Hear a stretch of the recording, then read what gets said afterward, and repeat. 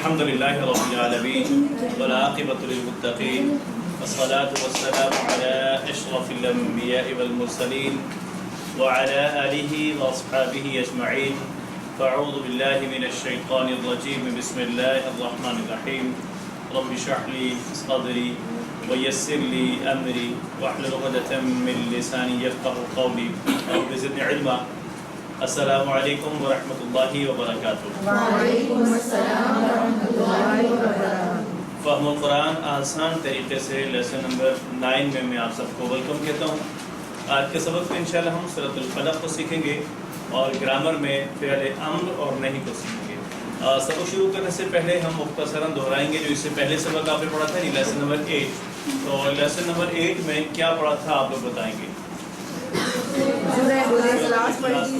ٹھیک ہے, مظاہرے کے فعل مضارع کو سیکھا تھا. سورۃ الاخلاص میں کیا کوئی خاص بات یا اہم بات یا کوئی بات جو کو بہت اچھی لگی؟ سورۃ الاخلاص کیا ہونا چاہیے؟ کی محبت. ہاں, ایک تو پوائنٹ تھا اس کے اندر جو صحابی کا واقعہ نہیں حدیث سے اس کی محبت. جی اور بتائیے. سورہ اخلاص 1/3 قرآن کے برابر. 1/3 قرآن کے برابر ہے. اچھا, یہ سورہ اخلاص سے محبت کے اندر جو پوائنٹ یا جو بات چھپی تھی نا وہ دراصل توحید ہے. تو یہ اللہ سے محبت اس کے لیے آپ کہہ سکتے ہیں شرک سے نفی ہے. جی اور بتائیے. یہ بھی تھا کہ نیک کام میں جلدی کرنی چاہیے, ارادہ کرنے جیسے دوسرے صحابی نے بعد میں کہا کہ مجھے محبت آپ کرنے کا, یعنی نیک کام یا کوئی بھی اچھی بات اس کے لیے فوراً اللہ سے کیا کریں, دعا کریں. جی اور کوئی بات. جی ہاں, اس کا اخلاص نام ہے, یعنی جو کہ اس کو اخلاص سے پڑھے گا وہ شرک سے بری ہو جائے گا انشاءاللہ. جی اور کوئی بات. جی سر یہ بات پتہ چلی قرآن 3 حصوں پر ہے, توحید, رسالت اور آخرت. جی اور سورہ اخلاص میں توحید ہے. تو یہ اس کا ریزن پتہ چلا کہ یہ 1/3 کیوں ہے, جس میں توحید بیان کی. بالکل ٹھیک ہے, جزاک اللہ. جی اور بتا اس سکتے میں توحید کی تبلیغ کرنے کا بھی حکم ہے. فل یعنی آپ کیا کیجیے, تبلیغ کیجیے, دوسروں کو بتائیے. یعنی آپ نے یہ پیغام دوسروں تک بھی پہنچانا ہے. وہ اللہ واحد کہ وہ اللہ ایک ہے. جی اور کوئی بات. غیر مسلموں کو مسلم کرنے کے لیے بہترین دلیل ہے سورہ اخلاص. ہاں بالکل, اس میں بھی کوئی شک نہیں ہے کہ آپ دوسرے لوگوں کو اگر آپ اسلام کی دعوت دینا چاہتے ہیں تو یہ آپ کے پاس ایک بہترین صورت ہے. آپ نے ابھی تک نوٹ کیا ہوگا کہ ہم کلاس کے اندر شخصیات کا ذکر نہیں کرتے ہیں کیونکہ ہمارے معاشرے میں سسٹم ایسا ہے کہ شخصیات سے اختلاف کیا جاتا ہے. لیکن اس کے باوجود شاید آپ لوگ ان سے کچھ اتفاق کرنے والے ہوں گے, کچھ ان سے اختلاف کرنے والے ہوں گے. سورۃ الاخلاص کے حوالے سے ایک شخص نے, ڈاکٹر ذاکر نائک, آپ سبھی ان کو جانتے ہوں گے, تو انہوں نے پورے ورلڈ کو یعنی اسلام سے ہٹ کے باقی جتنے مذاہب ہیں یا دین ہے جو مرضی آپ کہہ لیں ان سب کو چیلنج کیا کہ آپ مجھے سورہ اخلاص کے اندر جو صفات اللہ کی بیان کی گئی ہیں اللہ کے علاوہ کسی کے اندر یہ صفات لا کے دکھائیں, میں اس کو اپنا معبود مانوں. اس سورہ کے اندر جو اللہ تعالیٰ کی صفات یا اللہ کے بارے میں جو کچھ کہا گیا ہے نا وہ اللہ کے علاوہ کسی اور میں ہو ہی نہیں سکتا ہے. ٹھیک ہے جی اور کوئی بات. اللہ تعالیٰ ہمیشہ سے اور ہمیشہ رہے گا, یہ سب سے بڑی بنیادی اس کی نقطہ ہے. اللہ تعالیٰ ہمیشہ سے ہے اور ہمیشہ کے لیے رہے گا. جی سر یہ آپ نے بتایا تھا علم کامل, غیب کا علم صرف اللہ کو ہے, اگر وہ کسی کو دیتا ہے تو اس اپنی منشا اور حکمت سے اسے دیا ہے. ہم یہ نہیں کہتے کہ غائب کا علم کسی اور کو اللہ نے نہیں دیا ہے. اچھا, غائب کہتے بھی کس میں کہ جو آپ کے سامنے نہیں ہے. دو لحاظ سے, ایک علمی لحاظ سے جس سے آپ بے خبر ہیں, اور دوسرا مشاہدہ طور پر یعنی عینی لحاظ سے آپ دیکھنے کے لحاظ سے جو آپ سے پس پردہ ہے, جس کو آپ سامنے دیکھ نہیں سکتے. تو دونوں لحاظ سے اللہ تعالیٰ نے علمی لحاظ سے بھی جس کو جو چاہا عطا کیا اور مشاہدے کے لحاظ سے بھی جس کو جو چاہا جب چاہا عطا کیا. اس کا انکار نہیں ہے, ہم اس کا انکار نہیں کرتے, لیکن کلی طور پر غائب کا علم اللہ کے علاوہ کسی اور کے پاس نہیں.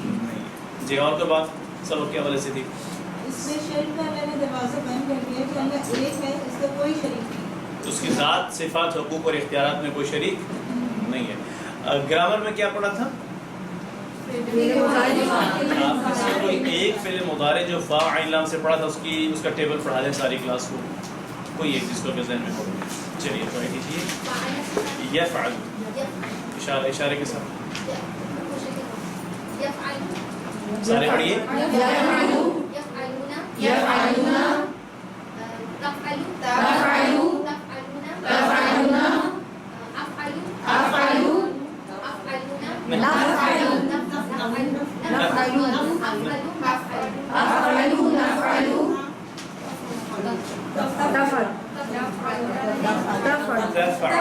सर मैं पढ़ाऊँ? चलिए पढ़ाइए। कौन सा यही वाला यही पढ़ाऊँ? बात यही बात। यफलू यफलूना तफलू तफलूना अफलू नफलू तफलू। जज़ाकल्लाह खैर। आज चलते हैं सूरह अल-फलक है। सूरह फलक के हवाले से मुख्तसर तारुफ है। इन दोनों, पहले तो सूरह अल-फलक और सूरह नास, इन दोनों सूरतों को मुअव्वज़तैन कहा जाता है। क्या कहा जाता है? मुअव्वज़तैन, यानी जिन दो सूरतों के जरिए पनाह मांगी जाए। अल्लाह के नबी सल्लल्लाहु अलैहि वसल्लम, हमने पीछे सूरह अल-इखलास के सबक में ये बात पढ़ ली थी, हर फ़र्ज़ नमाज के बाद ये तीनों सूरतें, सूरह अल-फलक, सूरह अल-इखलास, सूरह नास, तीनों सूरतें पढ़ते थे। फज्र और मगरिब के बाद 3-3 दफ़ा पढ़ते थे और बाकी नमाजों के बाद एक दफ़ा। तो मुझे तो जवाब नहीं देना है, लेकिन आप अपने आप को जवाब दें, क्या आपने इस मामूल को अपनाया है या नहीं अपनाया है? क्या ये आपका मामूल बना है या नहीं बना है? जिनका बन चुका है तो अल्हम्दुलिल्लाह, और अगर नहीं बना तो बाकी लोग भी कोशिश करें इसको कि आप हर नमाज के बाद, हर फ़र्ज़ नमाज के बाद इन तीनों सूरतों को लाजिमी पढ़ें। फज्र और मगरिब के बाद 3-3 दफ़ा पढ़ा करें और ज़ोहर और असर शाह के बाद एक दफ़ा पढ़ लिया करें। हज़रत आयशा रज़ियल्लाहु तआला अन्हा से रिवायत है कि रसूलुल्लाह सल्लल्लाहु अलैहि वसल्लम जब अपने बिस्तर पर आराम फरमा होते तो मुअव्वज़ात पढ़ते, और ऊपर लिखा हुआ मुअव्वज़तैन, और यहाँ पे क्या लिखा हुआ है? मुअव्वज़ात। क्या मतलब है? 3 सूरतें। सूरह अल-इखलास भी इसमें शामिल है, ठीक है। यहाँ पर सूरह अल-इखलास नहीं है, 2 हैं, आखिरी 2। और जब मुअव्वज़ात करते हैं, यानी इससे मराद सूरह अल-फलक और सूरह नास है, ठीक है। और इससे मराद सूरह अल-इखलास, सूरह अल-फलक और सूरह नास, तीनों सूरतें से मराद है। पढ़ते, हाथों पे फूंकते और हाथ अपने जिस्म के ऊपर क्या कर लेते हैं, जहाँ तक मुमकिन हो फेर लेते हैं। बुखारी शरीफ के अंदर तकरीबन हदीस नंबर 5319 है।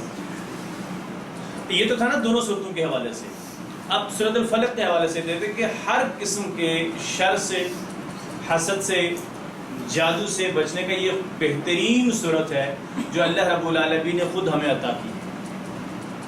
और हम में से कौन है जो शुरूर से बचना नहीं चाहता? वैसे आप में से कोई है जो शुरूर से बचना ना चाहता हो? हर एक बचना चाहता है। तो जब हमें से हर एक बचना चाहता है तो पर हमें इन सूरतों को पढ़ने का एहतमाम करना चाहिए, और बिलखुसूस समझ कर पढ़ने का एहतमाम करना चाहिए।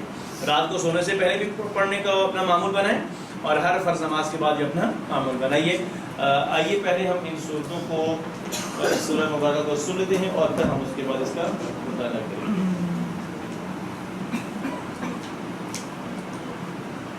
कहते हैं कुल, हमने पीछे पढ़ लिया है सूरह अल-इखलास के अंदर। क्या मतलब है कुल से मुराद? कह दीजिए, गोया कि आपने ये बात दूसरों को बतानी है, दूसरों को कहना है। अऊज़ु, अऊज़ु आपने पीछे पढ़ लिया है, पढ़ा है सभी ने? नहीं पढ़ा। अऊज़ु का इशारा कैसे होगा? मैं पनाह मांगता हूँ। देखिए, या तो इशारा आपको यहाँ होगा या यहाँ होगा, दरम्यान में करेंगे तो इससे क्या मुराद देंगे हम? ये भी समझ में नहीं आया, इस तरह का होगा तो होगा, समझ में नहीं आया। अच्छा, हाँ, यहाँ कौन है? माजी है, मुज़ारे है। वो दरम्यान में को पता नहीं, आप जिधर ले जाना चाहे, ऊपर ले जाएंगे तो मुज़ारे हो जाएगा, नीचे लाएंगे तो माजी हो जाएगा। तो तो ये मुज़ारे कहलाता है। तो इसलिए आप यहाँ आ करेंगे अऊज़ु। क्या मतलब है? सारे बोलिए। बिरब्बी, रब की, अल-फलक, ये नया लफ्ज़ है, बाकी सारे अल्फाज आप इस आयत में से पढ़ चुके हैं। फलक सुबह को कहते हैं। क्या मतलब है फलक का? फलक भी सुबह को कहते हैं, और अरबी को सुबह भी कहा गया है, सुबह अरबी में भी कहा गया है। तो फलक का थोड़ा माना मुख्तलिफ है, जैसे फालिक इस्तेमाल हुआ लफ्ज़, तो इसका मतलब क्या होता है? फाड़ने वाला, ठीक है। फालिकुल हब्बि वन नवा, तो ये इस्तेमाल होता है मुख्तलिफ अंदाज से। तो यहाँ पर फलक से मुराद है कि आप ऐसा मुराद ये समझें कि अंधेरे को फाड़ कर उसमें से किसका तुलू निकलना? रोशनी का निकलना, रोशनी का निकलना, इसको सुबह कहेंगे। अब हम इसमें से असबाब देखते हैं। सबसे पहली बात है, जब हम कहते हैं कुल अऊज़ु, मैं पनाह में आता हूँ, तो पनाह के हवाले से पहले मुख्तसर हम देख लें कि इंसान हमेशा हिफाजत का मोहताज है, क्योंकि इंसान को अल्लाह ताला ने इख्तियारात बहुत ही महदूद दिए हैं। अगर हम थोड़ा सा इसके ऊपर गौर करें, सोचें, लेकिन हम तो ये सोचे बैठते होते हैं आजकल, जब हमारे पास असबाब भी होते हैं, जब हमारे पास सेहत तो सब कुछ होता है कि हम ही सभी कुछ हैं और हम जो चाहे करना चाहे कर सकते हैं। हालांकि इंसान को अल्लाह ताला ने इतना इख्तियार भी नहीं दिया कि ये जो मेरा वजूद है, मेरा जिस्म है, इस पे भी मेरा कंट्रोल नहीं है। अगर मेरा कंट्रोल होता, जब तक अल्लाह न चाहे, मसला अगर किसी को सर का दर्द है तो इंसान की इख्तियार में नहीं है कि उसको ख़त्म कर सके। जब तक अल्लाह रब्बुल आलमीन की मंशा और मर्जी नहीं होगी, आप जो मर्जी कर लें, آپ کو اگر ہاتھ میں درد ہے تو آپ اس ہاتھ کے میرا ہاتھ ہے نا، میرا جسم ہے، تو اللہ تعالیٰ نے ایک ایسا سسٹم بنایا ہے کہ اس کا اختیار بھی میرے پاس اس طرح سے نہیں ہے. پرورش کے لحاظ سے بھی اگر آپ دیکھ سکتے ہیں اسی طریقے سے، تو انسان ہمیشہ حفاظت کا محتاج ہے، اس لیے کہ وہ محفوظ نہیں ہے. وہ ہر وقت ہر طرح سے فتنوں کے حملوں میں رہتا ہے، دن و رات کے آفات میں رہتا ہے. بعض شرط پسند انسانوں میں، حاسدین کے اندر، وائرسز کے اندر ہر طرح سے گھرا ہوتا ہے نا. ایک چھوٹے سے وائرسز کی آپ مثال دیکھنا چاہیے، ایک چھوٹی سی مثال ہے، یہ کچھ ہی عرصہ پہلے گزرا بھی تو سنا ہے کہ انڈیا کے اندر کوئی ایک اور وائرس، ایک اور نام کوئی ایک اور آ گیا، مجھے نام ابھی ذہن میں نہیں آ رہا ہے. تو یہ کورونا وائرس، آپ اس کی مثال اچھی طرح سے جانتے ہیں کہ پوری دنیا اس کی لپیٹ میں تھی، لیکن اس کا حل نہیں کوئی آ سکا. آپ کہہ سکیں کہ بھائی وہ اینٹی ڈاٹس تو تھیں، وہ لگایا جاتا تھا، فلاں تھا، اس سے کتنے لوگوں کو فرق پڑتا تھا. جس کو ہونا تھا وہ ہو کے ہی رہتا تھا. آپ نے کتنی دفعہ مرضی کیوں نہ لگا لی اس کی جو تھی لگاتے تھے، ڈوز لگانے سے کچھ بھی نہیں فرق پڑنا تھا. تو یہ اللہ تعالیٰ کا انتظام ہے کہ اللہ تعالیٰ نے آج تک ان چیزوں سے آپ یہ محسوس کر سکتے ہیں کہ اللہ رب العالمین نے آج تک ہمیں ان ساری چیزوں سے، سارے شرور سے، سارے ورثے سے محفوظ رکھا ہے. اور غیر محسوس طریقے سے ہمیں نہیں احساس ہوتا کہ ہم کس کس چیز سے محفوظ رہ رہے ہیں، اور اللہ تعالیٰ کس طریقے سے ہماری پرورش کا انتظام کر رہا ہے اور ان ساری چیزوں سے ہمیں محفوظ رکھ رہا ہے. پتہ تب چلتا ہے جب کوئی ایک کہہ سکتے ہیں آپ وائرس پھیلتا ہے، لوگوں میں آتا ہے، تب پتہ چلتا ہے اچھا یہ چیزیں بھی تھیں ہمارے یہاں پر. تو یوں اللہ رب العالمین کی عظمت کو محسوس کیجئے کہ جس نے آج تک ہمیں ان ساری چیزوں سے محفوظ رکھا ہے، اور پھر اسے یہ دعا اور التجا کیجئے کہ ربا آج کے بعد بھی تو ہی میری حفاظت فرما. رب الفلق کے الفاظ پہ غور کیجئے گا کہ صبح کا رب، تو دیکھیں کس طرح سے وہ صبح کو لے کر آتا ہے. لیکن وہ تب ہوگا، میں یہاں اکثر کراچی میں ساتھیوں سے کہتے رہتا ہوں کہ آپ لوگوں کی زندگی میں برکت، یا میں نہیں کہہ سکتا یا صبح کے اندر برکت کیسے ہو، کہ وہ 2 دن پہلے کی بات ہے، وہ کہ جا رہے تھے تو وہ ایک ساتھی نے دوسرے سے کہا آپ کے ذرا سونے کا ٹائم ہو گیا ہوگا، تو میں تو لیٹ سوتا ہوں. تو اس وقت ٹائم کیا ہو رہا تھا؟ تقریباً 1:45 بج رہا تھا. تو میں تو لیٹ سوتا ہوں اور آپ تو ذرا لیٹ ہو. اس نے کہا نہیں، میں تو فجر کے بعد، میری تو فجر ہی جا کے نہ اس کے بعد ہی میں سوتا ہوں. اور اکثر میں نے دیکھا ہے کہ یہاں پر مطلب 12-1 تو ہمارے لحاظ سے تو بہت، یہاں تو کچھ نارمل ہے. یہاں تو جو صبح کی حقیقت ہے ہم اس سے نہیں، اس سے کوئی فائدہ ہم نہیں اٹھا پا رہے. اب دیکھیں کس طریقے سے صبح کو لانا ہے. اور پھر اس کے بعد صبح کو لانا ہی نہیں ہے صرف اور صرف، صبح کے وقت انسان کے لیے جو فوائد ہوتے ہیں نا، اس کی ایک اور بات ہے کہ اگر آپ دوران طالب علمی میں جب پڑھتے ہوئے ہوں گے، آپ نے دیکھا ہوگا کہ جو سب صبح کو یاد کیا جاتا تھا، اس کے اندر جو بات تھی وہ باقی اوقات کے اندر نہیں ہوتی تھی. صبح کے وقت جو تازگی ہوتی ہے ہوا کی، انسان کے وجود کے لیے، بالخصوص سائنسی لحاظ سے بتا رہا ہوں اور صحت کے لحاظ سے، جتنا زیادہ فوائد صبح کی وہ جو تازہ ہوا ہوتی ہے اس میں ہوتے ہیں، وہ پورے دن میں نہیں ہوتی. وہ ہوا کے اندر بھی وہ تازگی اور وہ صحت مند کے لیے جو مفید چیز ہے وہ باقی پورے دن میں نہیں ہوتے. سوری، وہ بالکل اس کی طرف میں آ رہا ہوں. پھر اس کے علاوہ جو دوسری چیز ہے نا، سورج. میں نے تو دیکھا ہمارے یہاں اکثر ہوتا ہے کہ جب چھوٹے بچوں کو کوئی بیماری میں، جنڈے سے کون سی بیماری ہوتی ہے، تو جب وہ ہو تو اس کو صبح کے وقت وہ دھوپ کی جو ہے کرنے یہ شعاعیں نکلتی ہے، اس وقت اس کے سامنے رکھتے ہیں تو وہ ٹھیک ہو جاتے ہیں. لیکن وہ تو تو اسی طریقے سے بے شمار انتظامات اللہ رب العالمین کے بالخصوص صبح کے لیے. اور پھر رزق کی تقسیم کے حوالے سے بھی آپ کہہ سکتے ہیں، رزق کی برکت کے اندر کے لیے بھی آپ کہہ سکتے ہیں. اور پھر یہ جو سورج، اس کی جب کرنیں زمین تک پہنچتی ہیں تو اللہ رب العالمین کے نے، اب دیکھیے نا کہ سورج ایک روشنی 1 سیکنڈ میں کتنا سفر طے کرتی ہے؟ 1 سیکنڈ میں 3 لاکھ کلومیٹر. 1 سیکنڈ میں 3 لاکھ کلومیٹر سفر طے کرتی ہے. آپ ذرا یہ سوچیے کہ اگر 3 لاکھ رفتار سے، کلومیٹر فی سیکنڈ کی رفتار سے کوئی چیز اگر زمین پر لگے گی تو وہ اس کو بالکل تہس نہس نہ کر دے. لیکن اللہ تعالیٰ کا انتظام دیکھیے کہ کس طریقے سے وہ سورج کی کرنیں جب زمین پہ پڑتی ہیں، اور پھر اس سورج کے اندر جہاں پر مفید شعاعیں وہیں پہ مضر شعاعیں بھی ہیں. تو اللہ رب العالمین نے زمین کے گرد ایک ایسا غلاف لپیٹ رکھا ہے جسے میرے خیال میں سائنس کی زبان میں اوزون لیئر کہا جاتا ہے، اوزون لیئرز ہیں. ایسے اللہ تعالیٰ نے ایک ایسا غلاف لپیٹ رکھا ہے کہ جو ان مضر شعاعوں کو چھان کے صرف مفید شعاعوں کو ہم تک پہنچاتا ہے. اور اسی طریقے سے بے شمار انتظامات ہیں جن کو ہم محسوس نہیں کر پاتے. کبھی اللہ کی تخلیق پہ، اور اس سائنس کا علم آپ کو سورۃ الفاتحہ میں کہا گیا تھا کہ خوب علم حاصل کیجئے تاکہ دل سے اللہ کی تعریف نکلے. تو کبھی ان چیزوں کو یوں پڑھ کے تو دیکھیے اللہ کی تخلیق سمجھتے ہوئے، اللہ کا نظام سمجھتے ہوئے، تو تو پھر ہمیں اس کی حقیقت کا بھی اندازہ ہوتا ہے. تصور، احساس اور دعا کے ساتھ پریکٹس کیجئے. قل کہہ دیجئے اعوذ میں پناہ میں آتا ہوں برب الفلق صبح کے رب کی. قل اعوذ برب الفلق جی پر ترجمہ کیجئے. قل اعوذ برب الفلق. دوسری آیت ہے من شر ما خلق، شر سے ان چیزوں کے جو اس نے پیدا کیا، اس کے جو اس نے پیدا کیا. من کا معنی ہے سے، آپ پیچھے پڑھ چکے اعوذ باللہ من الشیطان کے اندر. من کا کیا معنی ہے؟ سے. اور شر اردو میں شر ہی کہتے ہیں، اور شر سے مراد ہوتا ہے تکلیف یا برائی. شر سے مراد کیا ہے؟ تکلیف یا برائی. اور یہ سب چیز، جو بھی چیز وہ برائی کی طرف یا تکلیف کی طرف لے جانے والی ہو، وہ ساری کی ساری کیا ہیں؟ شر ہے. اردو میں جیسے کہتے ہیں شرارت، شریر، شرنگیز، شر پسند، یہ اردو کے الفاظ ہیں. اور ماں کا تو معنی ہے جو، ماں کا لفظی معنی کیا ہے؟ جو. اور ماں کے دو معنی اور ہیں، جو کے علاوہ ایک ہے نہیں، ایک ہے کیا. تو ماں کے تین معنی ہیں، نہیں، کیا، جو. پہلے ہم کیا اور جو کو دیکھ لیتے، پھر نہیں کو دیکھیں گے. اگر فکرے کے شروع میں آ جائے ماں، اگر فکرے کے شروع میں آ جائے تو اس کا معنی ہوگا کیا. جیسے آپ کہتے ہیں نا what are you doing، کیا مطلب ہے اس کا؟ آپ کیا کر رہے ہیں. تو وٹ کا معنی ہے اگر وٹ فکرے کے شروع میں آ گیا تو کیا کا معنی دے گا. ایسے ماں اگر فکرے کے شروع میں آ گیا تو کیا کا معنی دے گا. جیسے ماں دینک، قبر کا سوال بھی ہے نا. ہاں ماں شروع میں آ گیا تو. اسی طریقے سے اگر درمیان میں آئے گا تو جو کا معنی دے گا. جیسے یہاں پر اس آیت میں ہے ما خلقا. اچھا ماں کا معنی نہیں کب کب ہوگا، وہ مختلف جگہ. ٹھیک ہے، ایک تو یہ ہے، اصول یہ ہے، لیکن یہ بات میں نے آپ کو پہلے ہی بتائی کہ قرآن کریم کے اندر اصول ٹوٹ جاتے ہیں.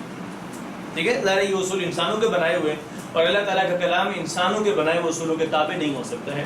تو اگر آپ نے فعل ماضی میں کسی کام کا انکار کرنا ہے، جیسے اس نے نہیں مارا.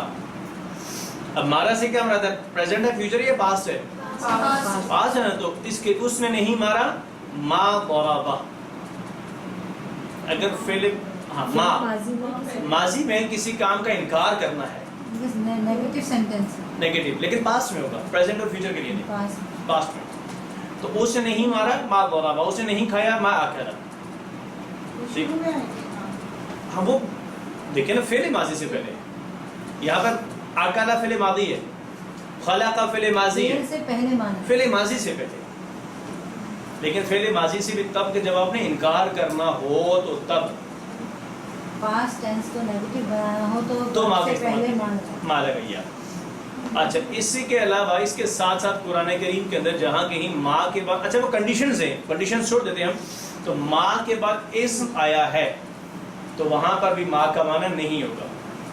وما محمد ابا احد من رجالکم. ماں کے بعد اسم آیا ہے تو وہاں پر بھی ماں نے نفی کا نہیں کا معنی بھی ہے. ہمیشہ نہیں، کنڈیشنز تقریباً اکثر ایسا ہی ہے. وہ تو پھر پریکٹس سے ہی وما اللہ بغافل. اب دیکھیں نا، وما اللہ بغافل، اور اللہ غافل نہیں ہے. اب ماں کے بعد اسم ہے نا اللہ، تو ماں کان، اچھا سوری کان دنیا کا، وما محمد، اور محمد نہیں ہے. اسی طریقے سے اور بہت ساری مثالیں. ٹھیک ہوگی. اب تیسری مثال ہے کہ ماں کے بعد جب کہیں قرآن کریم کے اندر اکثر ضمائر منفصلہ آئے ہیں تو بھی وہاں پر ماں کا معنی نہیں ہوگا. دوبارہ پلیز. جی، ماں کے بعد اگر ضمائر منفصلہ آئے ہیں تو تب بھی وہاں پر ماں کا معنی نہیں ہوگا. وما ہم بمؤمنین، اور وہ ایمان لانے والے نہیں ہیں. یہ بات نہیں سمجھے. تیسری، ماں کے بعد اگر ضمائر جو ہم نے پڑھے تھے ہوا، ہم، انت، انتم، انا، نحن، ہی، اگر یہ بھی آئیں گے تو وہاں پر بھی ماں کا معنی نہیں ہوگا. جیسے وما ہم بمؤمنین، وما انا، ٹھیک ہے، وما انا علیکم بحفیظ، اور میں آپ کے اوپر نگہبان نہیں ہوں. اسی طریقے سے اور مثالیں ہیں.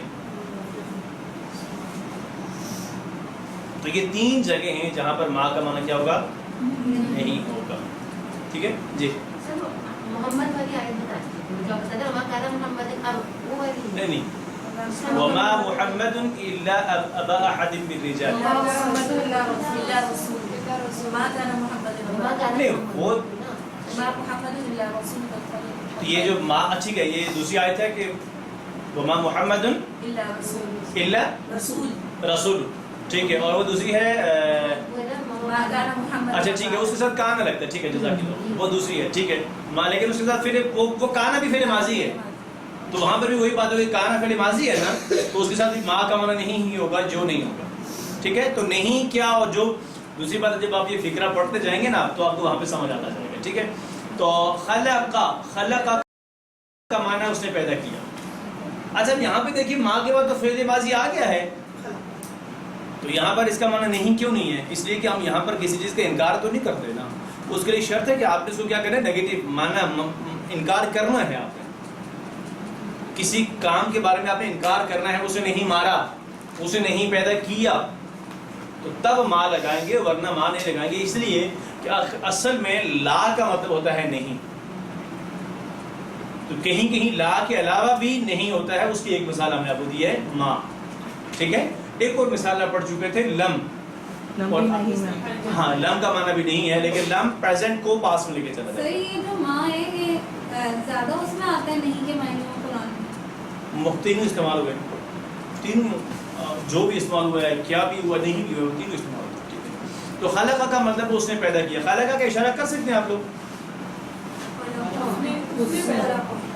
اس نے، ہاں نہیں یہ ہو جائے گا تو آپ ہوگا نا، لیکن آپ لوگ کا اشارہ کچھ سمجھ نہیں آ رہا، ماضی کے مظاہرے ہے، اگر آپ اس کو نیچے والے کو نیچے والا اشارہ، نیچے والا میں نے تو کہا ہی نہیں، آپ لوگ آپس میں ڈسکس کرنے کے بعد مجھے بتائیں، جسٹ اشارہ کریں آپ لوگ، بہت آسان ہے، جس کے اندر 3 حروف ہیں تو اس کے لیے آپ نے بس یہ اسے کرتے ہیں، سیدھی سی بات، ہاں یہ اب ٹھیک ہے نا، جیسے خلقہ اب تو ظاہر ہونا ہی ہے نا، یہ ہوگا خلقہ، ٹیبل بس سائڈ پہ لے جائیے، یہ تو بہت اتنے اس سے کچھ فرق نہیں، بس سائڈ خلقہ تو خلقہ، ٹھیک ہے، خلقہ یہ ہو جائے گا، پیدا کیا اس نے، ہاں اس نے پیدا کیا، ایک ہی بات ہے، تو خلقہ تو نہیں ہوا، خلقہ ہوگا، آپ نے جو سوچا ہے نا اس کے لیے پھر کیا لگانا پڑے گا، خلقہ ہو، تو میں بھی تو خلقہ ہم، اس کا ترجمہ کیا ہوگا، اس نے پیدا کیا اس کو، تو ساتھ کوئی آبجیکٹ ہوگا نا جس کے اوپر کام واقع ہو رہا ہے، تو وہ آپ کو لگانا پڑے گا مفعول، یہاں پہ ہم صرف ایز اے سبجیکٹ اس کا ترجمہ کریں گے، تو ساتھ آبجیکٹ لگائیں گے تو آپ نے اس کے لیے ہو اور ہم لگانا ہے، لیکن یہاں پر ہم ڈائریکٹ سے سبجیکٹ کی بات کریں، آبجیکٹ یہاں پر ہمارے پاس کوئی نہیں ہے، کوئی پتہ نہیں کس کو پتہ ہے، تو اس کا ٹیبل کیسے بنے گا، میرے ساتھ پڑھ سکتے ہیں آپ لوگ سارے، میں نے تو ابھی یہ اشارہ رکھا ہوا ہے، دوبارہ کیجئے، شروع سے دوبارہ پڑھیے، خلقتی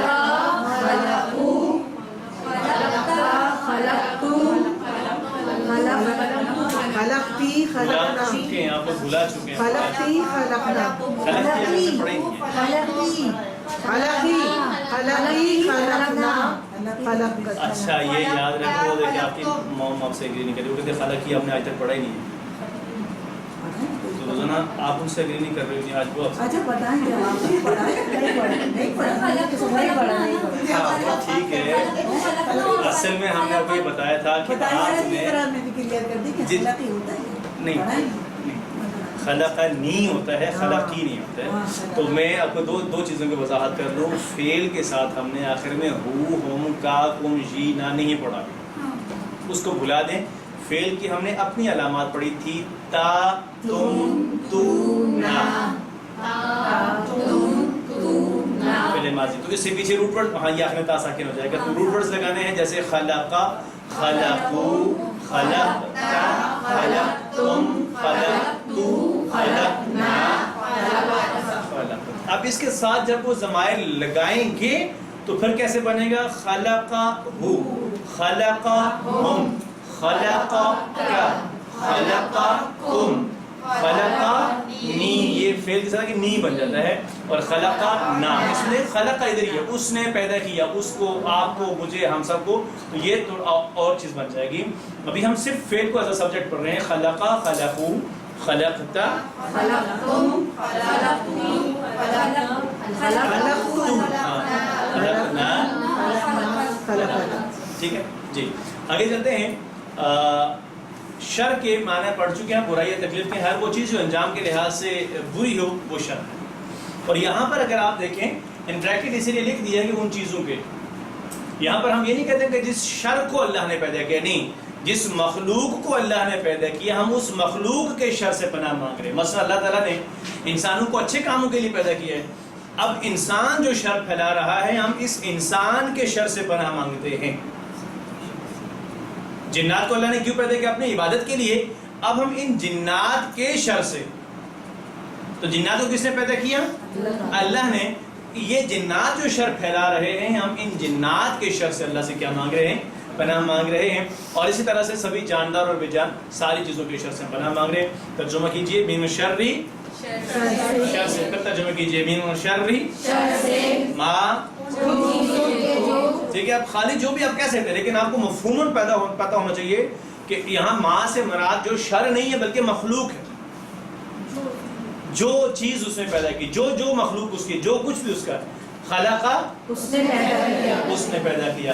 من شر ما خلق، اس کے شر سے جو اس نے پیدا کیا، من شر ما خلق، اس کے شر سے جو اس نے پیدا کیا. اب دیکھیں کتنی آسانی ہے یہ اس کے. اب کے ہمیں بتا دیتا ہے کہ یہاں پر مراد مخلوق کا، ورنہ ہم کرتے اس شر سے جو اس نے پیدا کیا. تو کے ہمیں بتا دے گا کہ یہاں پر اس سے مراد کیا ہے؟ شر نہیں ہے ڈائریکٹ بلکہ مخلوق ہے، یعنی اس مخلوق کے شر سے جو اس نے پیدا کیا. آپ یوں بھی ترجمہ کر سکتے ہیں. ٹھیک ہے، چلیے آگے چلتے ہیں. اچھا یہ دیکھیے من شر ما خلق کے اندر تمام شروع آ گئے نا، ویسے کوئی بچتا ہے پیچھے؟ سارے کے سارے آ گئے، لیکن اس کے باوجود اگلی 3 آیات میں 3 شروع کا ذکر ہے. آپ بتا سکتے ہیں ایسا کیوں ہے؟ بات کو واضح کرنے کے لیے وہ ٹھیک ہے، ٹھیک ہے، عام طور پہ لوگوں میں ان شروع کا زیادہ ذکر ہوتا ہے، ٹھیک ہے. اس کو زیادہ بڑے ڈال دیں. جی آپ جی جادو ہو گیا تھا تو حدیث میں کس کا ذکر ہے؟ ٹھیک ہے، جزاک اللہ. اور بتاتے ہیں جی. زیادہ بڑے شر ہے، شر میں سے زیادہ ٹھیک ہے، اور بتاتے ہیں. اور یہ نیچے جواب لکھا ہوا ہے. تینوں میں ایک چیز اہم ہے اس لیے کہ انسان کو معلوم نہیں ہے وہ ان کے حملے میں کب ہوتا ہے. انسان سے معلوم نہیں ہے. انسان سے بے خبر ہوتا ہے، انسان کو پتہ ہی نہیں ہوتا ہے کہ کون اس پہ جادو کر رہا ہے، کون اسے حسد کر رہا ہے، اور رات میں کون کب کدھر سے حملہ کر رہا ہے. غیبی ہو گیا نا. ہاں، ان کے بارے میں انسان کو پتہ نہیں ہوتا بس. ٹھیک ہے، تو پہلا ہے وَمِن شَرِّ غَاسِقٍ إِذَا وَقَبَ، اور شر سے اندھیرے کے جب چھا جائے. وَمِن شَرِّ ابھی پیچھے پڑھ لیا ہے، اور شر سے. غاسق کہتے ہیں اندھیرے کو، ظلمات بھی، ظلم بھی کہتے ہیں اندھیرے کو. اس کے مختلف معنی ہیں اور مختلف طور سے ہیں وہ، بس صرف اندھیرا، گپ اندھیرا مراد نہیں ہوتا اس سے. ٹھیک ہے، تو یہ غاسق ہے، اس سے مراد کیا ہوگا؟ یہ اندھیرا، رات کا اندھیرا بھی آپ کہہ سکتے ہیں، یا گپ اندھیرا جس کو کہتے ہیں اس میں کچھ نظر نہیں آئے. ٹھیک ہے، غاسق اندھیرا. اذ اور اذا دونوں کا معنی ہے جب. اذ کا بھی معنی جب ہے اور اذا کا معنی بھی جب ہے. البتہ مفہوماً تھوڑا فرق ہو جاتا ہے، جب ہم وہ پڑھیں گے تو تب آپ کو سمجھا دیں گے کہ اذ کا معنی مفہوماً کیا ہے اور اذا کا معنی کیا ہوگا، یہ مفہوماً کیا مراد ہوگی. لیکن مطلب دونوں کا کیا ہے؟ جب. سارے بولے جب. مطلب دونوں کا کیا ہے؟ اذ کا بھی معنی جب ہے اور اذا کا معنی بھی جب ہے. اچھا ابھی آپ یہاں دیکھیں بغیر مجھے بتائیے، وقب وہاں نہ دیکھیے، وقب کا اشارہ کیا ہوگا؟ تو مطلب یہ تو ٹھیک ہو گیا الحمدللہ. وقب دیکھیں نا، تینوں کے ساتھ زبر ہے، 3 حروف ہیں، تو اس کا ٹیبل کیسے بنے گا؟ آرام سے، آرام دوبارہ جی دوبارہ کیجیے. اچھا اصل میں سبھی کو موقع دے، بعض سوچ کے پڑھتے ہیں، بعض لوگ کیسے پڑھ لیتے ہیں نا، تھوڑا موقع دے سبھی کو ساتھ چلانے کا. جی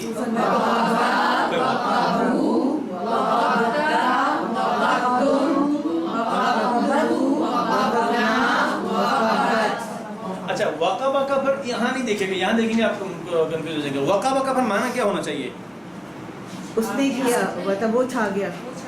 ہاں ٹھیک ہے، سارے بولیے، وہ چھا گیا، پھر بولیے وہ چھا گیا. وقبہ کا معنی یہی بنتا ہے نا کہ ماضی کا صیغہ ہے. تو ایک چیز اور یاد رکھیے، جیسے آپ نے لم کے حوالے سے پڑھا تھا کہ فعل مضارع سے پہلے آتا ہے تو ماضی میں بنا دیتا ہے ترجمہ، ایسے ہی اذا وقبہ کا معنی ہے چھا گیا، لیکن اذا کے بعد جب فعل ماضی آتا ہے تو وہ مضارع بن جاتا ہے. ایک منٹ سر، بھول جاتی ہے. بک میں لکھے ہوئے ہیں یہ بات. یہ چیزیں بک میں لکھی ہوئی ہیں، کتاب کھولو. صحیح، لیکن یہ باتیں بعد میں بھول جاتی ہیں. کتاب میں لکھی ہوئی ہیں. اسے کے بعد چلیں میں بول دیتا ہوں دوبارہ کہ اذا کے بعد جب فعل ماضی آتا ہے تو وہ مضارع بن جاتا ہے. اس کو انڈر لائن کر لیں، اس کا آسان حل یہ ہوتا ہے. ایسے جو یا تو ہائی لائٹر ہو، جیسے ماشاءاللہ انہوں نے رکھا ہوا ہے ہائی لائٹر، تو اس کا آسان حل یہ ہے کہ آپ اس کو ہائی لائٹ کر دیے گا ایسی چیز کو. ہاں ماشاءاللہ یہ اس کا فائدہ ہے آپ لوگوں کو. میرے مارے میں تو چلیے تو اذا کے بعد جب فعل ماضی آئے گا تو وہ کیا ہو جائے گا؟ مضارع. یعنی آپ نے ترجمہ پاس میں نہیں کرنا، یا تو پریزنٹ کے لیے کریں گے یا فیوچر کے لیے کریں گے. ٹھیک ہے. تو اب دیکھیے وقبہ جب چھا جائے، اذا وقبہ جب چھا جائے، وقبہ چھا گیا اور اذا وقبہ، تو سارے بولیے وقبہ کا معنی اور اذا وقبہ، جب چھا جائے. پھر بولیے وقبہ، چھا گیا. اذا وقبہ. جب چھا جائے. اسی طرح اگر میں پوچھتا ہوں خلقہ، پیدا اس سے پیدا کیا. کیا، خلقہ، اس نے پیدا کیا. اذا خلقہ، جب اس نے پیدا کیا. جب پیدا کرے. جعل، اس نے بنایا. پھر بتائیے جعل، اس نے بنایا. اذا جعل، جب اس نے جب وہ بنائے یا بنائے گا. اور فعل، اس نے بنایا. بولیے فعل، اس نے کیا. فعل، اس نے کیا. فعل. اس نے کیا. اذا فعل، کرے. جب وہ کرے گا. ٹھیک ہے. اب سمجھ آ گیا اس کو. چلیے. مطلب یا لگائے بغیر ہی ترجمہ ویسا ہو جائے گا مضارع کا. ہاں وہ مضارع کی علامات نہیں لگیں گے، لفظ ماضی کا ہی رہے گا. لیکن لفظ ہمیں ماضی کا ہے، ترجمہ مضارع کا. ترجمہ مضارع، اور وہ کس کی وجہ سے کرنا ہے؟ اذا کی وجہ سے. ٹھیک ہے. روزانہ تقریباً کہہ سکتے ہیں، کبھی کم اور بیش زیادہ کم بھی ہو سکتا ہے. 12 گھنٹے کے بعد رات آتی ہے اور رات میں اکثر کمانے کا وقت ختم ہو جاتا ہے. اب رات کے شر سے کیوں پناہ مانگی گئی ہے، اس کی مختلف وجوہات ہیں. جیسے رات کے وقت اکثر غلط پروگرام جیسے ٹی وی پروگرامز ہوتے ہیں، اسلامیہ کلبس ہیں، بدکاری ہیں، یہ زیادہ تر دن کی نسبت اگر آپ ان کو دیکھیں تو رات کو زیادہ ہیں. اور دشمن کے حملے بھی رات کو ہی زیادہ آسان ہوتے ہیں. ایک ہی بات ہے. اور دوسری بات ہے کہ یہ شیطان بھی زیادہ تر رات کو ہی زیادہ وسوسے انسان کو ڈالتا ہے، کیونکہ دن کے اندر تو انسان خالی نہیں رہتا نا، وہ تو بزی رہتا ہے مسلسل دماغ بھی. اور ایک اور چیز کہ ہمارے اکثر بچے اندھیروں سے یا رات سے ڈرتے ہیں. یہ بڑے بچے کے بڑے بھی ڈرتے دیکھیں ہم نے ایسے، جو رات کو یا اندھیرے سے ڈرتے ہوں، تو پھر انہیں یہ صورت ان صورتوں کو سمجھ کر پڑھنے کا اہتمام کرنا چاہیے. اور پھر میں ایک چیز ساتھ اور ٹچ کے طور پر بتا رہا ہوں کہ اگر اندھیرے سے ڈر لگتا ہے ہمیں، تو جب کبھی اندھیرے سے ڈر لگے ایک لمحے کے لیے اپنے قبر کے اندھیرے کو بھی ضرور یاد کیجیے. اس قبر کے اندر کہیں سے کسی طرح کی کوئی روشنی کے چانسز نہیں ہے، سوائے اس کے کہ وہ کہتی ہے نا، قبر روزانہ انسان کو پکارتی ہے اور وہ کہتی ہے کہ میرے اندر اندھیرا ہے، روشنی لے کر آنا. میرے اندر کوئی دوست نہیں ہے، دوست لے کر آنا. میرے اندر کوئی سہارا نہیں ہے، اپنے لیے سہارا لے کر آنا. وہ دوست، وہ روشنی، وہ سہارا کون ہے؟ وہ قرآن کریم ہے، وہ نماز ہے، وہ اللہ سے تعلق، یہ سب چیزوں سے. اگر آپ قرآن کریم کی تلاوت کریں گے، قرآن کریم کو ساتھ رکھیں گے، تو یہ آپ کے لیے نور ہے. قرآن کریم ہے ہی نور نا. تو قبر کے اندر اگر ہمیں روشنی چاہیے تو قرآن کے ساتھ تعلق کو بنا لیں، اپنے اللہ کے ساتھ تعلق کو بنا لیں، ذکر اور اذکار کرتے رہیں، تاکہ وہاں پر دوست بھی مل جائے، وہاں پر سہارا بھی مل جائے، وہاں پر روشنی بھی مل جائے.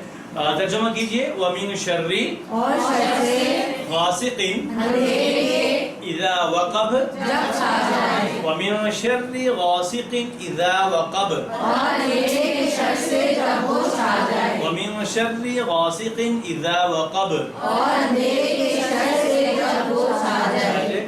وَمِن شَرِّ. جی سوال ہے. جی یہ نا اس میں نیچے وہ آ رہا ہے، اوپر وہ نہیں ہے، تو وقف میں اوپر وہ آئے گا کیا؟ لگا لیں، کوئی مسئلہ نہیں ہے. دیکھیں ہم نے تو پڑھا ہے نا، فعال ہے، اس کی وہ معنی اس میں مراد ہے. ٹھیک ہے، مراد معنی نہیں مراد اس میں.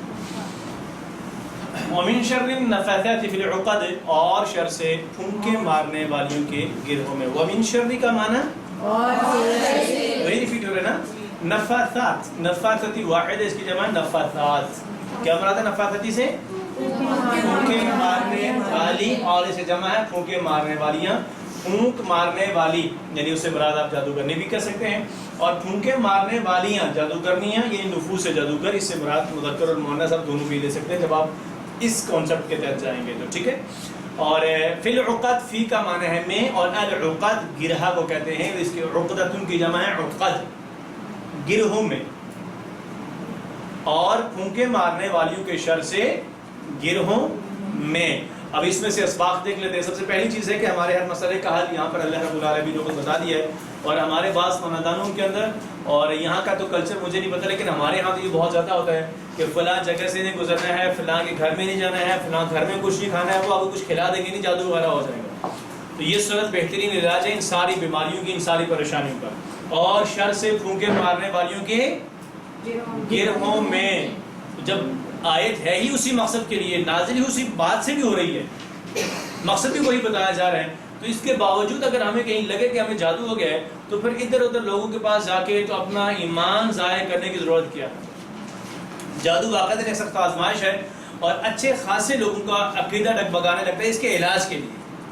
اور اس چیز کے حوالے سے میں نے پچھلے سبق میں بھی مثال دی تھی کہ یقین ایک ایسی چیز ہے کہ اللہ تعالیٰ بندے کے ساتھ اس کی توقعات کے مطابق معاملہ کرتے ہیں.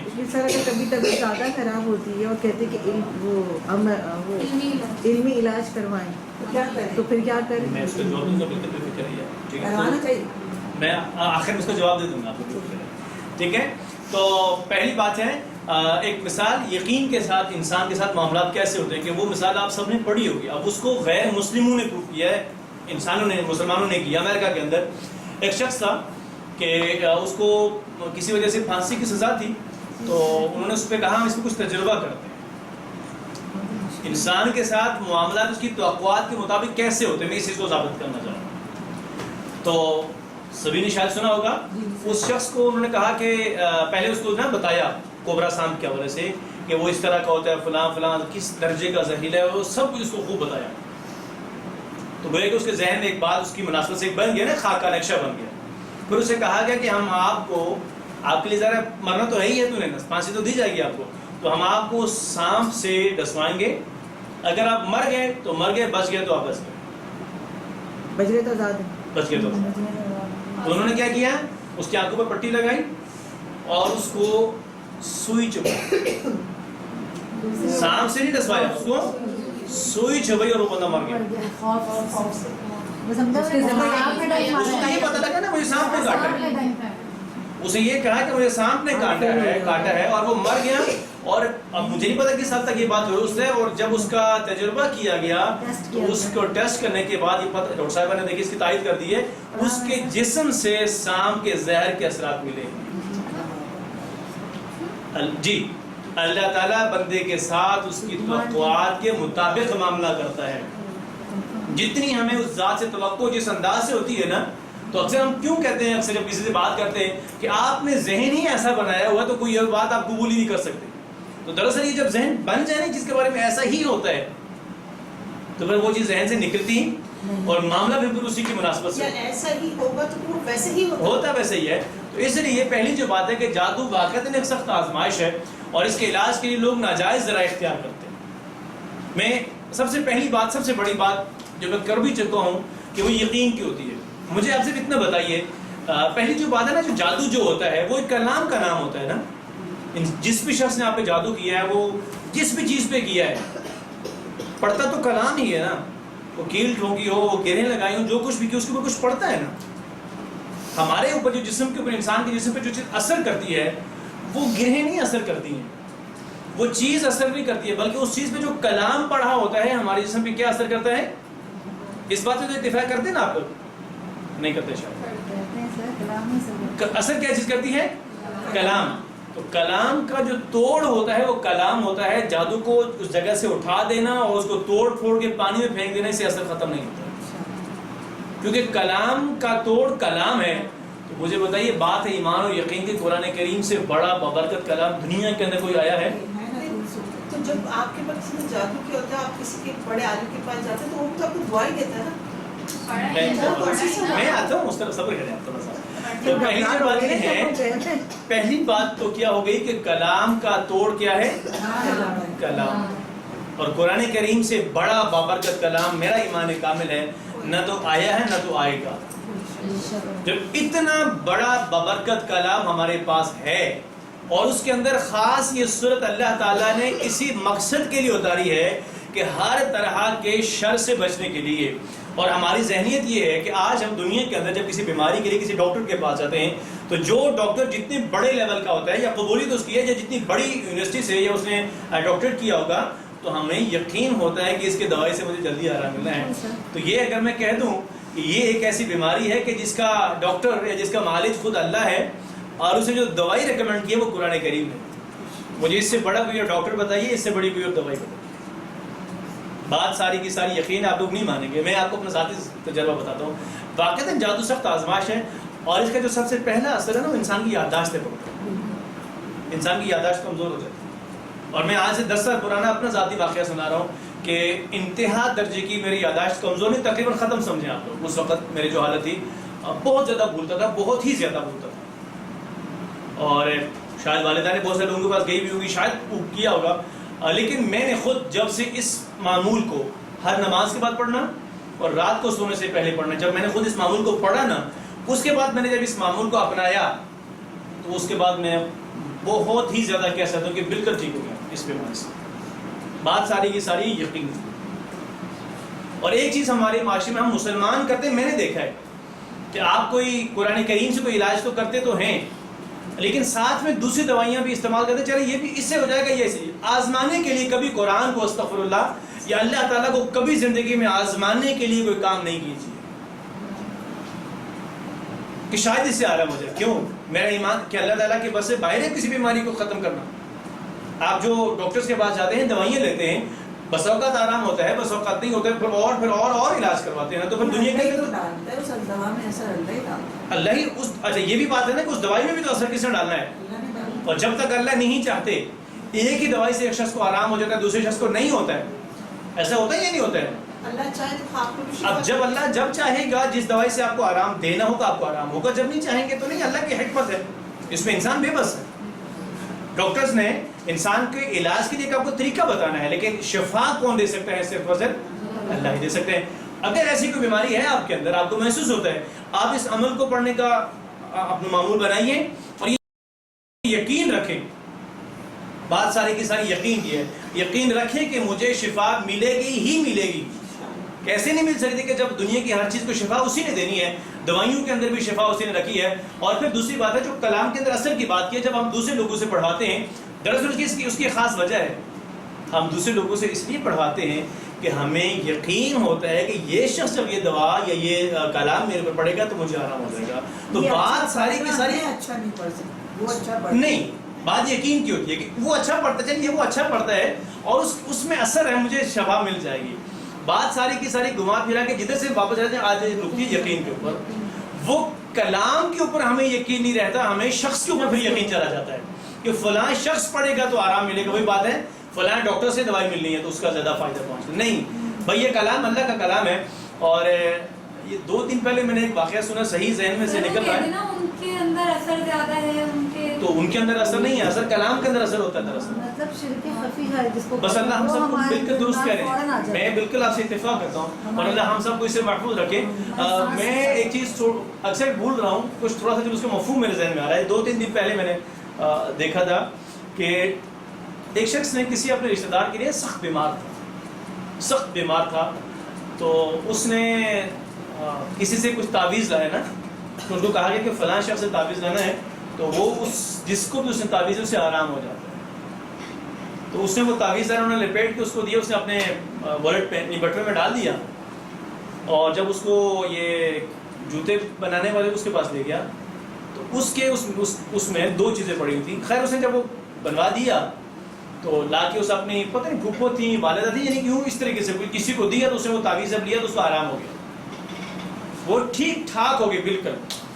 کچھ عرصے کے بعد اسی شخص نے, وہ جو نوجوان تھا, اس کے پاس اس کے والٹ میں ایک میموری کارڈ بھی پڑا ہوا تھا,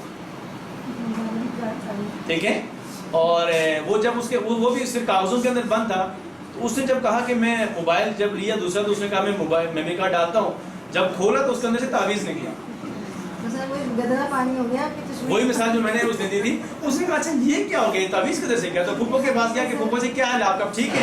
تو اس نے کہا ہاں میں تو الحمدللہ بالکل ٹھیک ہو گئی جب سے تو نے وہ تعویذ لایا. تو اس نے کہا ماشاءاللہ میرے قانون کے اندر ان چیزوں میں کتنا اثر تھا کہ آپ کو وہ باندھا تو اب ٹھیک ہو گئی. اس نے کہا یہ کیا تو کہہ رہے ہیں؟ اس نے کہا یہ تعویذ نہیں, اس کے اندر میرا میموری کارڈ ہے. تو وہ نہیں مان رہی تھی, تو اس نے کہا چلیے کھول اس کو کاٹے. تو جب اس نے کھولا تو دیکھا واقعی اس کے اندر میموری کارڈ تھا,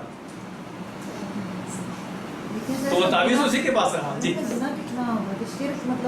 تو اسی لیے میں جو بار بار کہتا ہوں کہ ڈائریکٹ رابطہ کیجیے اللہ سے, اور اس کی جو دوائی ہے براہ راست اس کو استعمال کیجیے, صبح, دوپہر اور شام, بلکہ ہر نماز کے بعد اس کو استعمال کیجیے گا. دنیا کا کوئی کلام ایسا نہیں ہے کہ جو اس کے اوپر اثر کر سکے. ہاں یہ روزانہ 5 دفعہ کی ڈوز وہی ہے، آگے نماز کے بعد پڑھیں. ہر نماز کی بات کریے. اور اس کے اوپر اثر کرنے والا دنیا کے اندر کوئی کلام نہیں آیا، کیونکہ دنیا کے جتنے بھی کلام ہیں وہ سارے انسانوں کے ہوں، یہ اللہ کا کلام. سر یہ جو تعویذ وغیرہ بناتے ہیں بچوں کو بناتے ہیں تو یہ بھی نہیں چلیے اس کے اوپر میرے خیال میں اگر ہم یہ بعد میں بات کریں. سر آپ ایک لسٹ بنوا دیں کہ نماز کے بعد کیا کیا چیزیں پڑھنی چاہیے. جیسے میں وہ نے ایک آپ چارٹ کے بنا بعد ملتا ہے. وہ اللہم اعنی والی پڑھنی شروع بالکل دیکھیے آپ کے پاس ایک چارٹ ملتا ہے، دیکھیں نا احادیث سے جو چیزیں ثابت ہیں، اللہم اعنی علی ذکرک، اللہم لا مانع لما اعطیت، یہ تینوں صورتیں آیت الکرسی، بلکہ وہ ہم پھر پڑھیں گے، لیکن میں ایک حدیث اس کے حوالے سے سنا دیتا ہوں کہ انسان کے جنت میں جانے کے اور انسان کے درمیان جو صرف فرق ہے، جو چیز درمیان میں رہ جاتی ہے، صرف موت ہے. جو شخص ہر آیت الکرسی کا ہر فرض نماز کے بعد پڑھتا ہے، اس کے اور جنت کے درمیان میں اگر کوئی چیز ہے تو وہ صرف کیا ہے؟ جب مرے گا تو وہ جنت بنے گا. جی کہ رقیہ شریعہ جو ہے وہ کس طرح مطلب اس کا پڑھنا میں نے دیکھا ہی نہیں نماز کس مجھے اس بارے میں پتہ ہی نہیں، یہی چیز ہے قرآن کی آیات ہے. ٹھیک ہے. اس میں یہی چیز ہے. تو یہ جو صورتیں ہیں نا، آئیے جو بچوں کو دم کرنے کے حوالے سے، بڑوں کو دم کرنے کے حوالے سے، ان صورتوں سے، انہی صورتوں سے، احادیث سے بالکل احادیث بہت ساری ملتی ہیں. آپ یہی پڑھتے رہیے. اور یہ جو منزل بنی ہوئی ہوتی ہے کہ اس میں ساری دعائیں ایک ساتھ میں نے نہیں پڑھا ان چیزوں کے حوالے سے، مجھے بالکل بھی پتہ نہیں منزل ہوتا کیا. مطلب یہ پورا قرآن چلیے تو آگے چلتے ہیں. ایک یہ تو ہو گیا نا جادو کے حوالے سے. ایک اور قسم کے پھونکے مارنے والے ہیں. جب ہم رات کو سوتے ہیں تو ہم میں سے ہر ایک کے سر کے آخری حصے پہ شیطان وہ 3 گرہیں لگاتا ہے اور منتر پڑھتا ہے. یہ کیا منتر کیا پڑھتا ہے؟ تیرے لیے رات بہت لمبی ہے، بس تو خوب سو جا.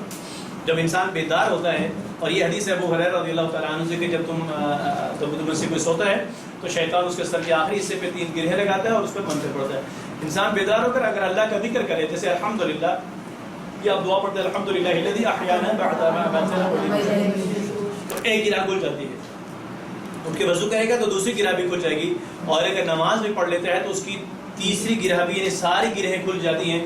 اور اس کی صبح اس حالت میں ہوتی ہے کہ وہ حشاش بشاش اور پاکیزہ نفس ہوتا ہے، ورنہ اس کی صبح اس حالت میں ہوتی ہے کہ وہ خبیث النفس اور سست. یہ حدیث کے الفاظ ہیں، بخاری شریف کی حدیث موجود ہے کہ وہ خبیث النفس ہوتا ہے. یہ عربی میں بھی ایسے الفاظ موجود ہیں. اللہ رب العالمین ہم سب کو ترجمہ کیجئے.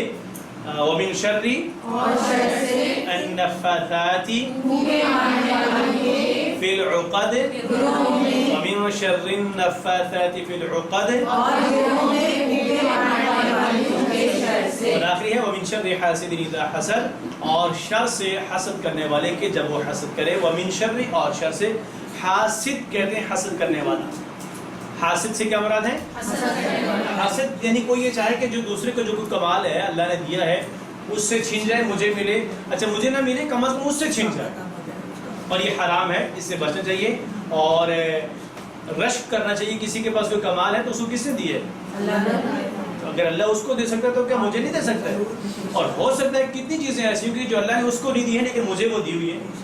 اور دراصل جو حاسد ہوتا ہے نا، یہ اللہ کی تقسیم پہ راضی نہیں ہے. دوستوں اگر دیکھیں نا، جو حاسد ہے وہ اللہ کی تقسیم پر راضی نہیں ہے کہ اس کے یہ کیوں ملا، مجھے یہ نہیں ملا.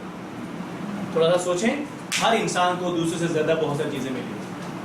اور وقبہ عید اور اذا کا معنی جب ہے. حسدہ وہی لفظ پر ماضی کا، اس نے حسد کیا. حسدہ کا مطلب کیا ہے؟ اور اذا کی وجہ سے جب وہ حسد کرے مضارع ہو جائے گا. ٹھیک ہے. تو حسد ہمیشہ ساتھیوں میں ہی ہوتا ہے. جیسے ڈاکٹر سے معذرت کے ساتھ، طالب علم سے، عالم سے، ڈرائیور سے. کیا کوئی تاجر دکاندار کسی ڈرائیور سے حسد کرتا ہے؟ اس کو اس سے کیا غرض ہے؟ برابری والے سے کرے گا. سوری، اپنے برابری والے سے. اپنے شعبے کے اندر ہی ہوتا ہے. تو حسد کرنے والا مختلف طریقے کار اپنا آپ کا نام خراب کرتا ہے، تکلیف پہنچانے کی کوشش کرتا ہے، ہر انداز سے وہ آپ کو نیچے لانے کی کوشش کرتا ہے. تو اللہ سے دعا کیجیے کہ اللہ ہمیں حسد کرنے سے بھی بچائے اور حاسد کے شر سے بھی بچائے. ترجمہ کیجیے. ومن شر حاسد اذا حسد، ومن شر حاسد اذا حسد. جزاکم اللہ خیر. اس صورت کو اپنانے کا، یعنی پڑھنے کا انتظام کیجیے اور سمجھ کر پڑھنے کا، اور کوشش کریں اسے اپنی زندگی میں لائیں. جیسے نبی علیہ الصلوۃ والسلام ہر رات کو پڑھتے تھے، ہر فرض نماز کے بعد پڑھتے تھے. آپ بھی کوشش کریں اس کو معمول بنائیں، ہر نماز کو پڑھنے کے، ہر نماز کے بعد پڑھنے کو اس کو اپنا معمول بنائیے. آج ہم فا عین لام، وہی جو 3 حروف پڑھے تھے نا، روٹ ورڈز، فا عین لام سے امر اور نہیں کو بنائیں گے، بہت ہی آسان ہے. اس سے پہلے ہم ایک دفعہ دوہرا لیتے ہیں جو ہم نے پہلے پڑھ لیا ہے، تو آپ اس کی پریکٹس کروا لیجیے گا. فعل ماضی اور مضارع دونوں کے دو الفاظ ملا کر.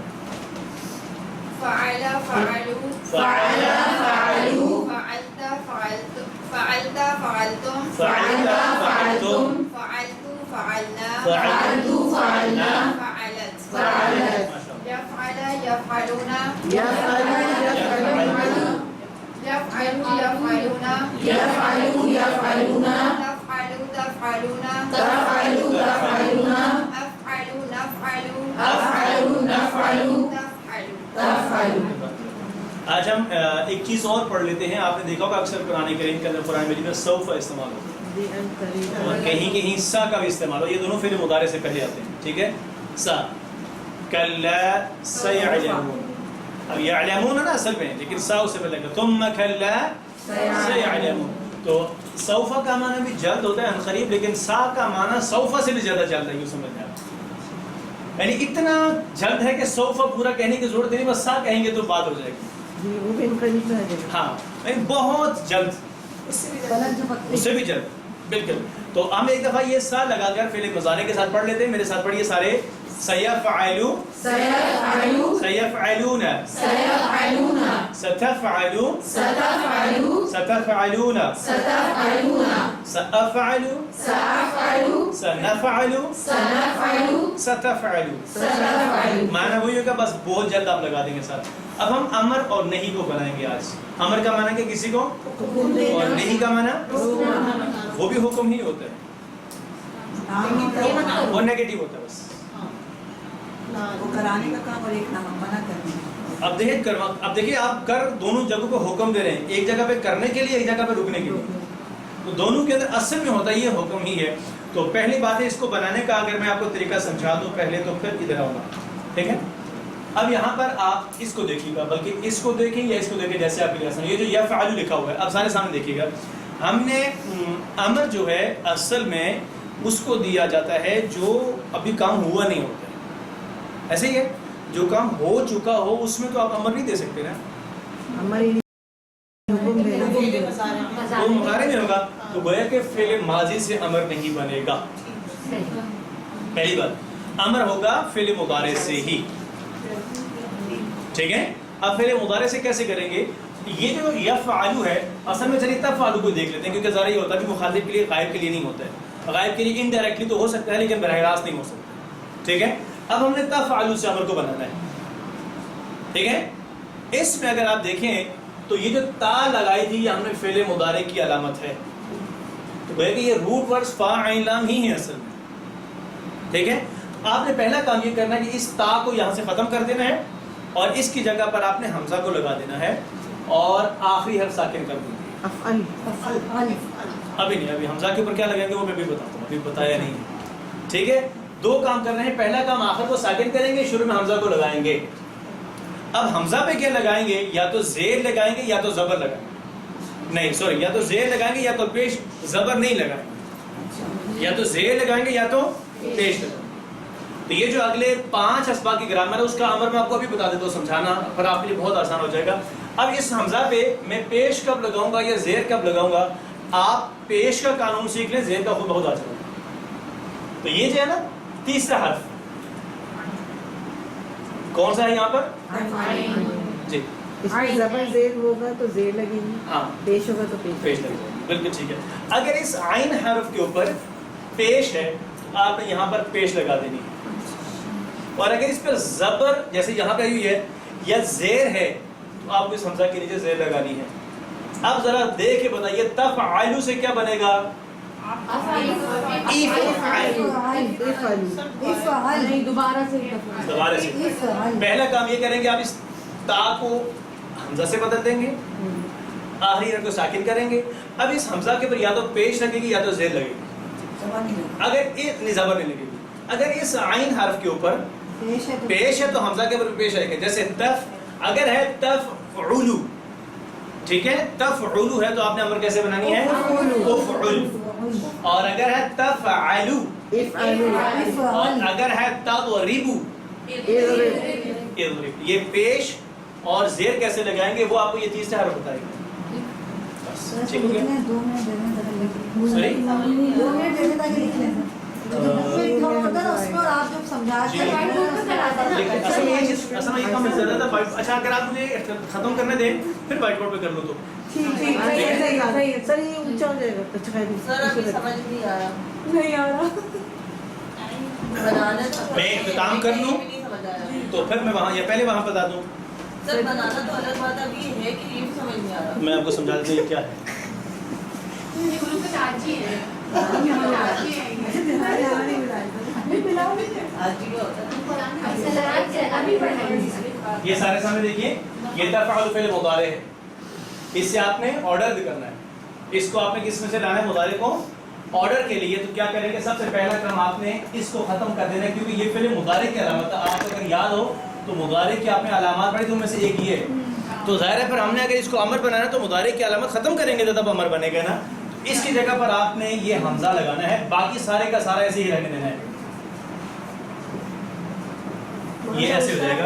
اب دوسرا کام یہ کرنا ہے کہ یہ جو آخری حرف لام ہے نا آخری حرف کو بھی ساکن کر دیں گے. اب ہم نے اس حمزہ بھی کچھ نہ کچھ لگانا ہے. یا تو زیر لگائیں گے یا تو پیش زبر نہیں لگائیں گے. سر امر کیا ہوتا ہے؟ آرڈر حکم دینا. بتا رہا ہوں نا. آپ نے کسی کو آرڈر دینا ہے نا. تو عربی میں امر کہتے ہیں اردو میں بھی امر ہی کہتے ہیں نا. یا اردو میں حکم دینا. اگر آپ نے کسی کو کسی کام کے کرنے کے لیے حکم دینا ہے تو پھر آپ کو عربی میں یہ الفاظ حکم دینا. اب سمجھ آ گیا ہے. یعنی کمانڈ آپ کے پاس ہے آپ کو حکم دینا ہے کہ وہ پڑھو. کیا نہ کرو. اگر آپ کہتے ہیں کسی کو پڑھنے کے لیے آپ کہتے ہیں تو آپ اس کو پڑھنے کا حکم دے رہے ہیں نا. اقرا. ٹھیک ہے. اب آپ نے یہ کرنا ہے کہ یہ جو حمزہ لگایا تھا اس کے اوپر پیش یا تو زیر لگائیں گے تو آپ نے یہ جو تیسرا حرف ہے نا یہ اس کو دیکھنا ہے. اگر اس تیسرے حرف پہ زبر اور زیر ہے تو آپ نے یہ زیر لگا دیا. جیسے یہاں پر زبر ہے یا زیر ہے تو پھر یہ کیا امر بنے گا افعل. افعل. ٹھیک ہے. بلکہ میں تینوں مثالوں سے آپ کو سمجھا دیتا ہوں. یہ ڈسکشن کس بات پہ ہو رہی ہے؟ سر انگلش میں اس کو کیا کہیں گے؟ امپیریٹو تو نہیں کہتے ٹینس.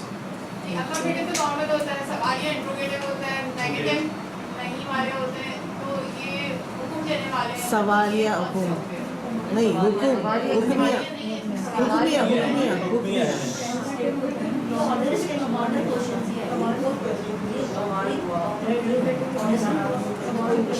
ذرا دیکھیے گا. یہ ہو گیا ینصرو جس میں سیکنڈ لاسٹ کے اوپر کیا ہے یہ ہو گیا یفعل جس میں سیکنڈ لاسٹ پہ کیا ہے زبر ہے. اور یہ ہے یطلب جس میں سیکنڈ لاسٹ کے نیچے کیا ہے زیر. ان تینوں سے جب امر بنائیں گے تو ہم نے یہ کر دینا ہے یہاں پر یہ آ جائے گا. تو اس میں کیا لگے گا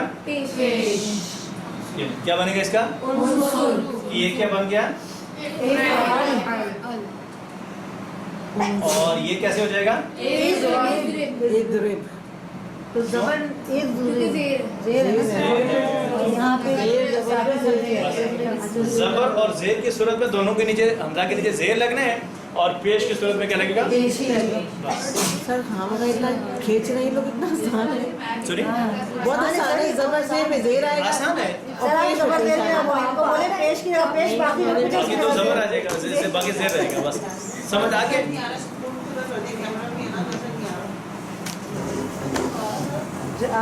یہ اصل میں یہ جو تیسرا حرف ہے نا یہ مضارع کا یا سیکنڈ لاسٹ جو مرضی سمجھ لیں. یہ دیکھ لیں تینوں کے اس میں عین ہے اس میں صاد ہے اس میں را ہے. ہم نے ان حروف کی حرکات کو دیکھنا ہے امر بنانے کے لیے. اگر اس تیسرے حرف کے اوپر پیش ہے اس حمزہ پہ پیش آ جائے گی. اگر اس کے اوپر زبر اور زیر ہے تو حمزہ کے نیچے کیا آ جائے گی زیر آ جائے گی. بس تب زیر آئے گی. زبر زیر کی صورت میں زیر اور پیش کی صورت میں تا کی جگہ الف آ جائے گا. جو بھی بس وہ بھی جو ہوگا وہ پھر ہم سامنے دکھا دیتے ہیں. اب سمجھ آ گیا سب لوگوں کو. چلیے اب ہم اس کی پریکٹس کریں گے تو انشاءاللہ بہت پختہ ہو جائے گا. ٹھیک میرے ساتھ. اب اس کا جو اشارے ہیں نا اس کے لیے امر کے لیے اشارہ کرتے ہوئے تو آپ نے اپنے ہاتھ کو ایسے اوپر سے نیچے کرنا ہے ایسے واحد پھر جمع. اور نہ کرنے کے لیے آپ لوگ ایسے کیجیے گا ایسے یہ جمع اور لا تفعل لا تفعل. چلیے پڑھیے افعل افعلوا افعل افعل افعلو افعل افعلو افعل افعلو. ابھی ہم اگلے سبق میں نہیں بلکہ اس سے اگلے میں پڑھیں گے جعلا. اب جعلا سے فعل مضارع ہوتا ہے یجعلو. یجعلو اس سے عمل کیسے کریں گے؟ اجعل. یجعل سے چلیے کیا ہوگا واحد؟ اچھا اسی طریقے سے فتح سے ہوتا ہے مضارع یفتحو.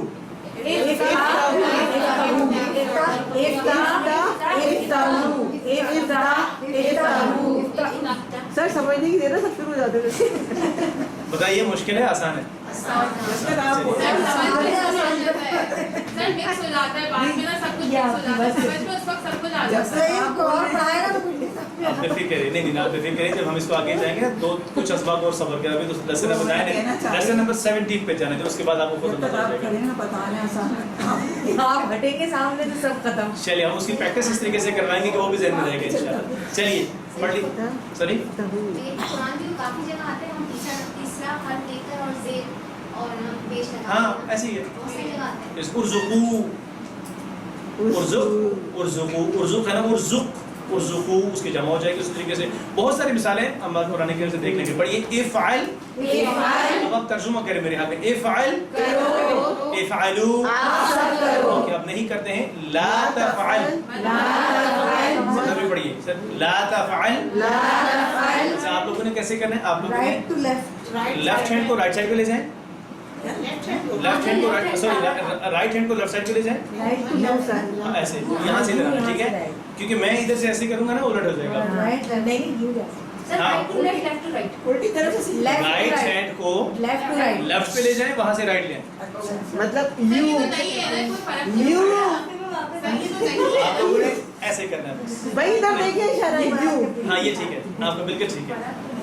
لا تفعلوا نہیں لیفٹ ٹو رائٹ ہے بس سیدھا سیدھا لیفٹ چلیے میرے ساتھ پڑھیے میرے ساتھ پڑھیے لا تفعل لا تفعل لا تفعلوا لا تفعلوا لا تفعل لا تفعل لا تفعلوا لا تفعلوا افعل افعلوا افعل افعلوا لا تفعل لا تفعلوا لا تفعل لا تفعلوا افعل افعلوا افعل افعلوا لا تفعل لا تفعلوا لا تفعل لا تفعلوا. آپ ترجمہ کیجئے افعل کرو افعلوا آپ سب کرو لا تفعل مت کرو لا تفعلوا آپ سب مت کرو.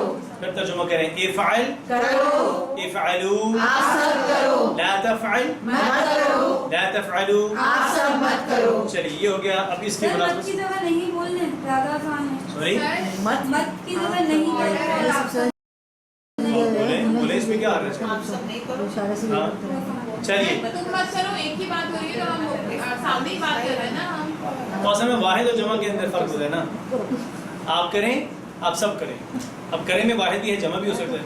کرو میں بھی واحد اور جمع ہے تو یہ اصل میں واحد اور جمع کے اندر فرق کرنے کے لیے اور کچھ فرق نہیں.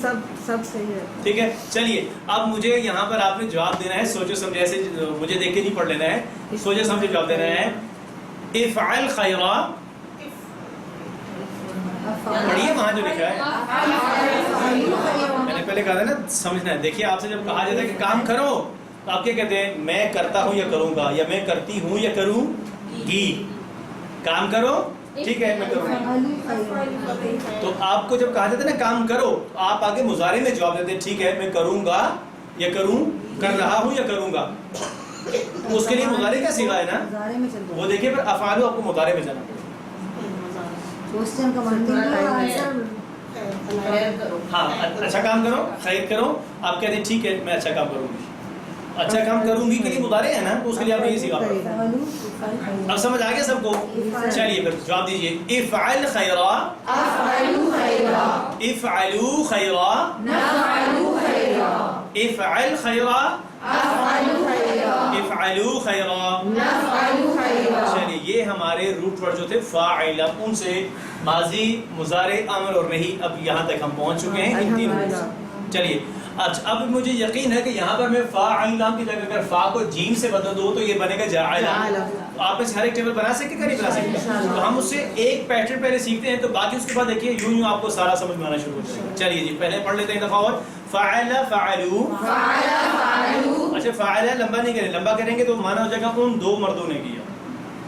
تو فعل لا کو لمبا نہیں کیجیے آخر, ٹھیک ہے؟ فعل فعلوا فعلت فعلتم فعلت فعلنا فعلت يفعل يفعلون تفعل تفعلون نفعل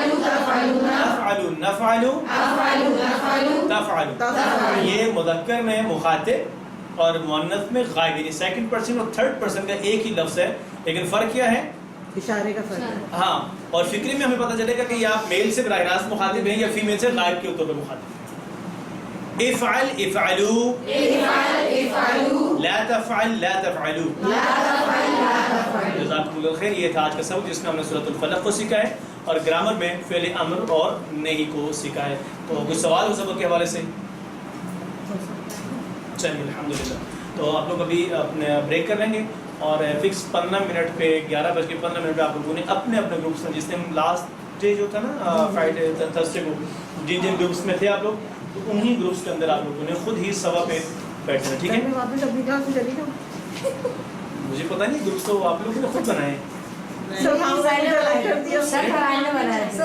سر مجھے پہلی بار سر لاسٹ ٹائم مجھے الگ کر دیا. بس یہ جو بن گئے ہیں تو اس پہ تو میں کچھ نہیں کہہ سکتا. فی الحال آپ انہیں گروپ میں بیٹھے جن میں ہیں, جس میں تھرسڈے کو تھے آپ. آپ کی سزا ہوگی. ٹھیک ہے, سر سب کو الگ کرنا تھا نا, تو خالی سبھی کو نہیں کیا ہے. نہیں سر میں نہیں دیکھیں وہ جس گروپ میں تھا وہاں پہ جو لوگ تھے وہ تو ہاں ایک آپ کو ان کو الگ کر دیا نا سر. سر سے میں بھی اسی گروپ میں ہوں. اچھا ہاں وہ بھی آپ کے ساتھ, وہ بھی آپ کے ساتھ آئی ہوئی. نہیں میرے ساتھ نہیں, اسی گروپ نہیں میں. نہیں آپ کے ساتھ سے آپ کے ساتھ. ہاں اسی میں بس اسی میں بیٹھ رہے ہیں. تو جس فرحان بھی آ جائے پھر اسے لڑائی جھگڑا کر کے وہ کسی میں کروا لیں گے. ٹھیک ہے, سبحانک اللہم و بحمدک